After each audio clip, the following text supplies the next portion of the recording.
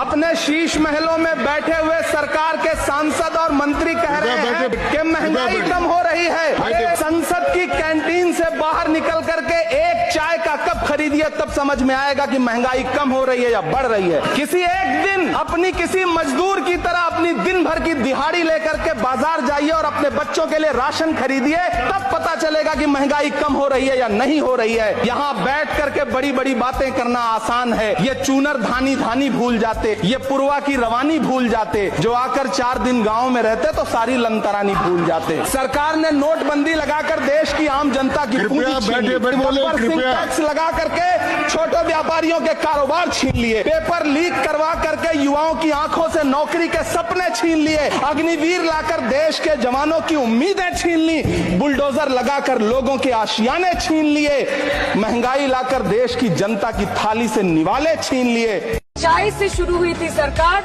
और गाय पे अटक गई और विकास की मौसी 10 साल में रास्ते में भटक गई। 2014 में जो किसान मोदी है तो मुमकिन है सोच के और अच्छे दिन के ख्वाब देख के बीजेपी को वोट दे रहा था, आज 10 साल बाद वो बोलता है कि मोदी है तो नामुमकिन है। शायद अभी वो किसान है भी नहीं।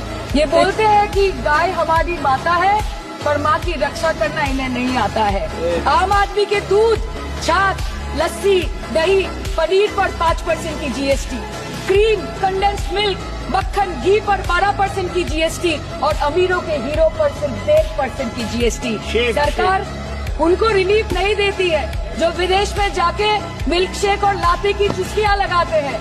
ये सरकार उनको रिलीफ नहीं देती जो आम आदमी 2 पैकेट दूध खरीदने से पहले 10 बार सोचता है। अरे उधर वाले बता इसमें बुरा क्या है, हवा के 4 झोंके अगर इधर से भी गुजर जाए।